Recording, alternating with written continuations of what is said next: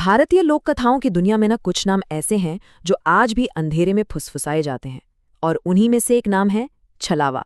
तो आज हम इसी बहुरूपिया शक्ति के रहस्य को समझने वाले हैं, और इसके लिए दो मशहूर कहानियों की गहराइयों में उतरेंगे। चलिए सीधे मुद्दे पर आते हैं। गांव के एक बुजुर्ग की ये जो चेतावनी है ना, ये सिर्फ एक कहावत नहीं है, ये तो जिंदा रहने का पहला और सबसे जरूरी नियम है।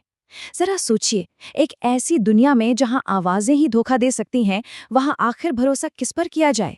तो आज के सफर में हम छलावे की दुनिया को 5 हिस्सों में समझेंगे। सबसे पहले तो ये जानेंगे कि ये खतरा असल में है क्या। फिर देखेंगे कि अपना जाल बिछाता कैसे है। इसके बाद हम एक ऐसे इंसान की कहानी देखेंगे जो बच निकला, और एक ऐसे की जो शिकार बन गया। और हाँ, आखिर में ये समझेंगे कि ये डर आज भी जिंदा क्यों है। तो पहला पड़ाव, आखिर ये छलावा है क्या भला, और ये सुनसान रास्तों और जंगलों को ही अपना शिकारगाह क्यों बनाता है? चलिए जानते हैं। तो देखिए, लोक कथाओं के मुताबिक छलावा कोई भूत या प्रेत नहीं, बल्कि एक बहुरूपिया है। मतलब एक ऐसी शक्ति जो किसी का भी, जी हाँ, किसी का भी रूप ले सकती है। और इसका पसंदीदा वक्त होता है अमावस की काली रात, जब अंधेरा सबसे घना होता है और इंसान सबसे अकेला। और पता है, यही बात इसे सबसे ज्यादा खतरनाक बनाती है। इसका मकसद सिर्फ डराना या मारना नहीं है, इसका असली लक्ष्य है आपकी जगह लेना।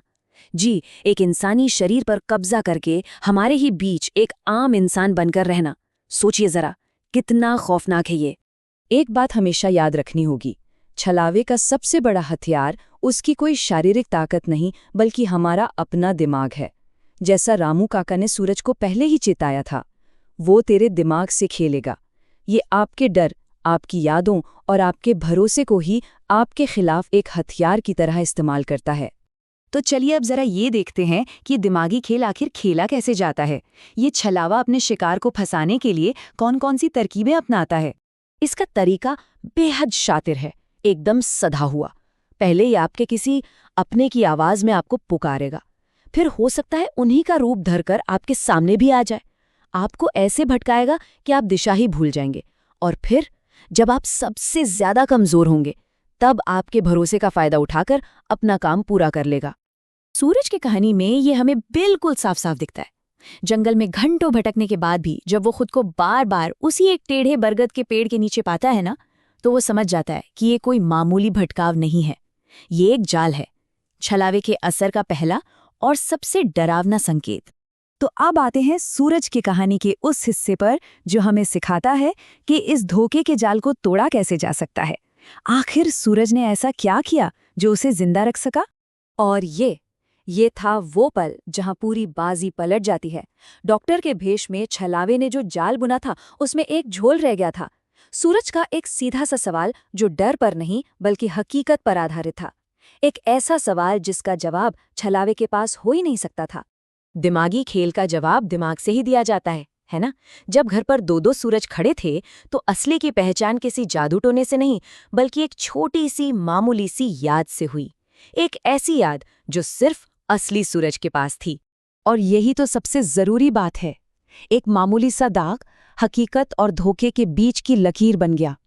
देखिए, छलावा आपका चेहरा चुरा सकता है, आपकी आवाज चुरा सकता है, लेकिन आपकी जिंदगी के वो छोटे छोटे लम्हे और उनके निशान वो नहीं चुरा सकता। इसी एक छोटी सी चीज ने उसका पूरा खेल खत्म कर दिया। लेकिन हर कहानी का अंत सूरज की तरह नहीं होता। अब देखते हैं राजू की कहानी। एक ऐसी कहानी जो दिखाती है कि छलावे का सामना करते वक्त की गई एक छोटी सी भूल भी कितनी जानलेवा साबित हो सकती है। राजू की सबसे बड़ी गलती थी उसका घमंड।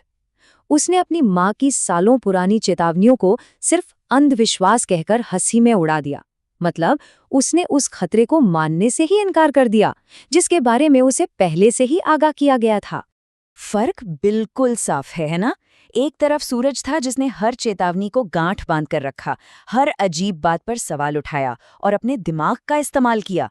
और दूसरी तरफ था राजू, जिसने सब कुछ नजरअंदाज कर दिया, आंखें बंद करके भरोसा किया और शायद अपनी अंदर की आवाज को भी अनसुना कर दिया। और यहीं राजू की कहानी का सबसे खौफनाक मोड़ आता है। उसे सिर्फ एक अलौकिक शक्ति ने धोखा नहीं दिया, उसे धोखा दिया उसके अपने दोस्त सुरेश ने। कभी कभी सबसे बड़ा छलावा वो नहीं होता जो जंगल में छिपा है, बल्कि वो होता है जो ठीक आपके साथ चल रहा है। तो इन कहानियों से हम आखिर सीखते क्या हैं? और ये डर पीढ़ी दर पीढ़ी क्यों चलता आ रहा है? चलिए अब इस विश्लेषण के आखिरी पड़ाव पर चलते हैं। छलावे के ये आखिरी शब्द सिर्फ एक धमकी नहीं, ये एक सच्चाई है। ये कोई ऐसी बुराई नहीं है जिसे एक बार हराकर हमेशा के लिए खत्म कर दिया जाए। नहीं, ये एक चक्र है। अमावस लौट कर आएगी, जंगल की वो अनजानी पुकार फिर से गूंजेगी और खतरा वो हमेशा बना रहेगा। और आखिर में ये पूरा विश्लेषण हमें एक बहुत जरूरी सवाल पर लाकर छोड़ देता है। वो कौन सी बारीक लकीर है जो सावधानी को अंधविश्वास से अलग करती है? क्या ये कहानियां सिर्फ डराने के लिए हैं, या फिर ये वो सबक हैं जो हमारे पुरखों ने खतरों को पहचान कर सीखे थे? शायद इन कहानियों का मकसद डराना नहीं, बल्कि ये याद दिलाना है कि जिस चीज को हम समझते नहीं, उसे कमजोर समझने की गलती कभी नहीं करनी चाहिए।